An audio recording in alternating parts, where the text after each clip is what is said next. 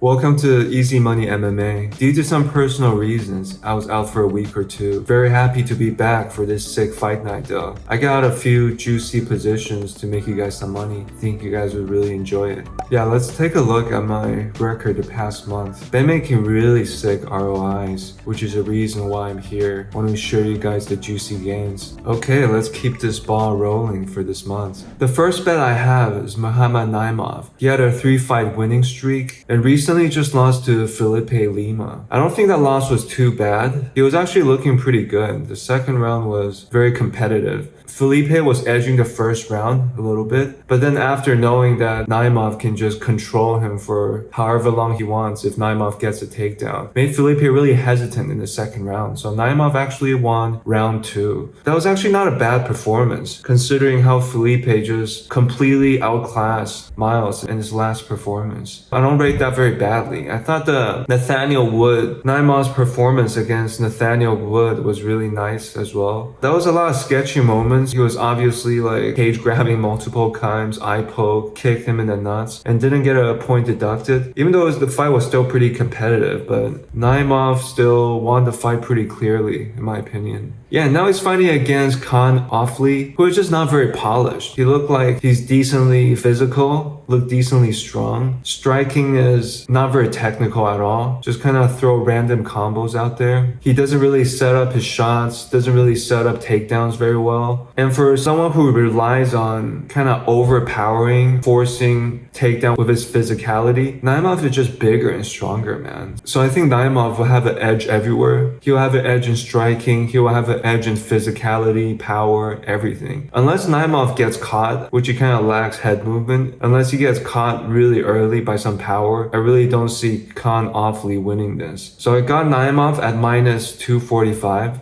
Yeah, I'm pretty happy with that position, and I'm putting 2 units on him. Nathaniel Wood's a pretty good fighter. To be able to do that to him in a very high-paced 3 rounds, that's not a bad performance at all. Okay, on to the next one. Sergey Pavlovich is my second bet in this week. I feel like Rosenstrike is a good matchup for him. Like, Rosenstrike has pretty clean striking, pretty technical compared to all the fatties, but he doesn't pack that much power. He's not crazy good at keeping Pavlovich at bay. He's not crazy good at playing that super long range game, keeping enemy at distance. I don't think he's going to be able to do what Volkov did, controlling Pavlovich with really scary body kicks. Like, he actually gave Tai Tuivasa quite a lot of openings in his last fight, but Tai didn't look good at all. He looked very predictable, just throwing overhands over and over again, throwing the same shots, and did not look very fast. His entries also looked very telegraphed. But then Rosenstrike, he was put on the cage in very bad positions quite a few times. I feel like if Pavlovich is able to get Rosenstrike pinned up on the cage like that many times, I think it was at least 2-3 times, like he was pressed against the cage by Tai. He managed to get out of it. I don't think he would be able to get out of those situations against Pavlovich. Pavlovich has way longer reach, much more physical. Yeah, the danger level is just not comparable. Pavlovich is just way more dangerous than Rosenstrike. I don't think he's gonna just stand there letting Rosenstrike piece him up. I think he will go in with combos, like super dangerous combos multiple times and finding good entry points. Like, Rosenstrike hasn't beaten anyone good, and his performance weren't very impressive as well. Like against Shamil Gaziev, where Shamil was just walking forward like a zombie,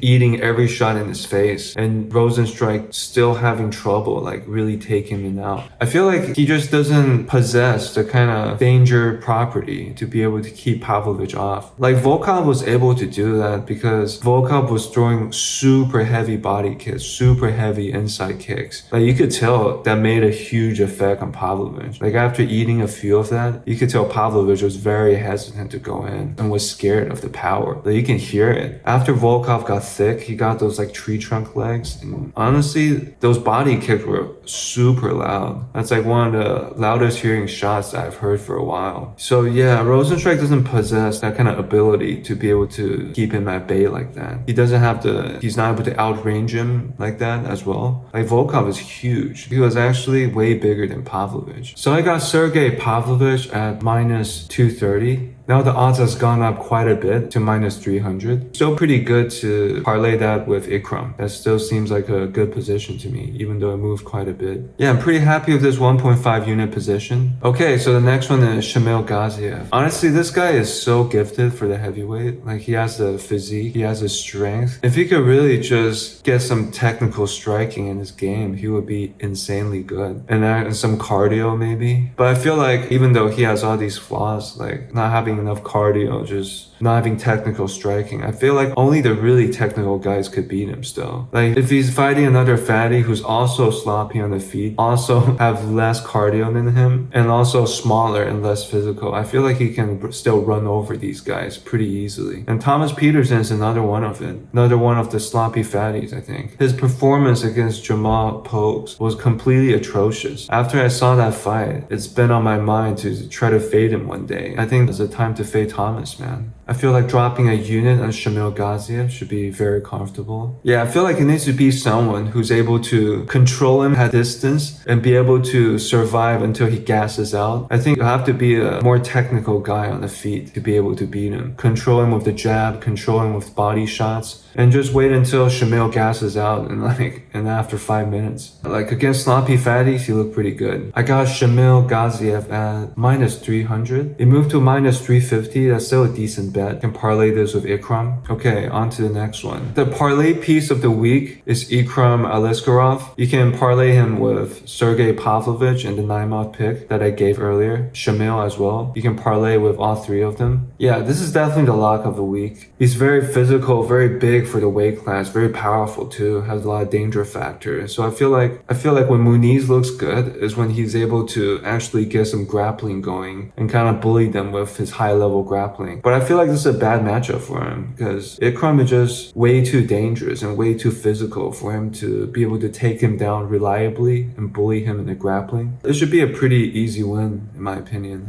Okay, best of luck guys. So yeah, I'll be releasing my Discord subscription service soon as well, so you guys can get the bets right when I release it. I try to get the bets at the best possible entry point. Usually 80-90% of the time when I place the bets, it's always at much nicer odds compared to right before the event. Please subscribe and follow the channel for weekly best bets. See you guys later. Bye bye.